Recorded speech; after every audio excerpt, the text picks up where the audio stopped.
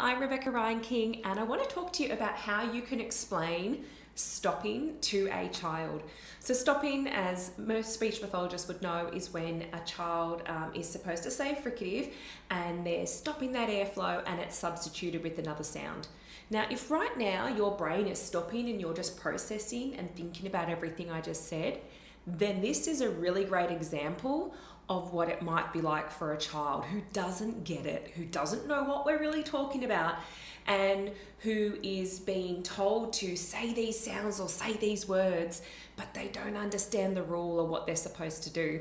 So I have got an array of activities out in front of me to help you talk to a child about their sounds, about their speech, so that they have a better understanding in words and terms that they use.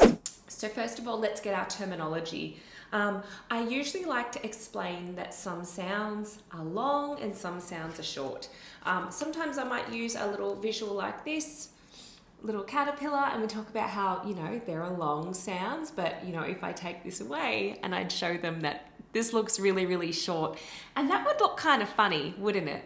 So I might relate a caterpillar and the length of a caterpillar to some sounds in words, and we need to make sure that we use long sounds. So that's one thing.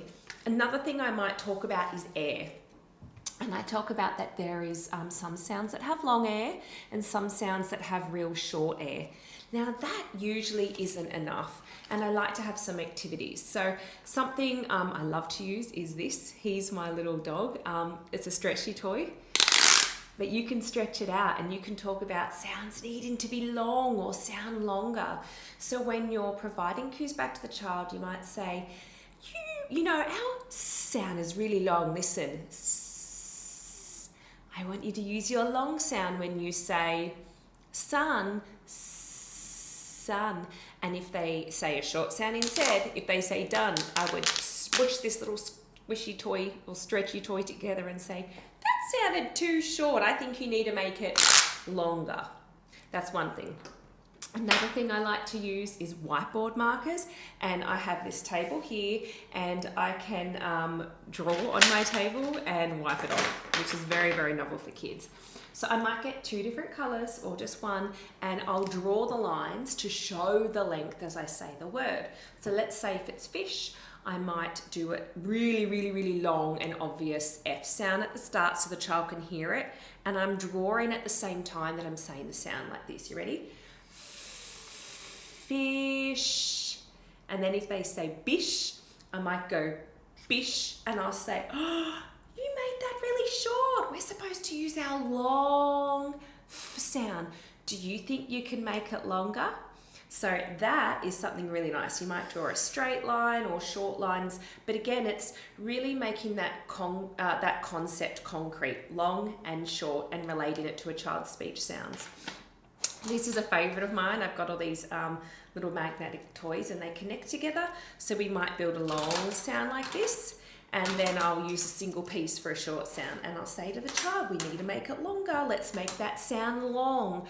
And again, they're visually seeing the length. And I might, hold this up if the child says the short sound instead. Or I might ask them to listen to me and say, did you hear a long sound or a short sound at the start? When I said shell, did that sound long or short? So that's another good way to use magnets to help the child categorize and understand what they're listening for. The last thing I have for you are these finger puppets. I like them. There's lots of different kinds you can get. I've got like dinosaurs and unicorns and octopus tentacles. But this is a nice one because, again, we're trying to emphasize the length and that the sound is long. So when I'm teaching a concept like stopping, I just look in my therapy room and I think, what can I show? What can I make that's long? And I'm just looking right now because my cupboard's open. I could get out my Play-Doh and make something really long. I could get out my train set or my connector blocks and connect them and make them long. So the little activities I'm telling you right now, they're just a couple, but if you look in your cupboard, you'll see short and long things everywhere. So while I'm modeling the sound, I might point to the length of this again. So it might be something like zoo, your turn. And if the child copies you and they say do, I might bend it down or put it behind my back and say, that didn't sound long. You know, you said do, or, you know, I'll move my finger up to show how long I heard the sound. We need to make it even longer.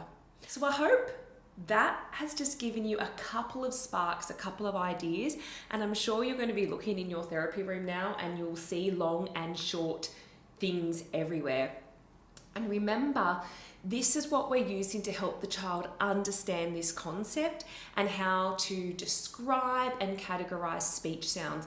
Because if they don't have that rule, and if they're not aware that there are short and long sounds, these are the activities that helps the child understand this concept, so that when we do something like minimal pairs therapy, they really know what we mean by a long sound and they really know what we mean by a short sound. If you've liked this, I love giving activities for different phonological patterns. Comment and let me know if you want me to do a series like this for another phonological pattern, like fronting, cluster reduction. I'm happy to take requests and to make another video, just so that you can understand how you can use activities, everyday activities that speech pathologists have in their room, to help children understand the rule or that pattern in speech therapy. Thanks for watching.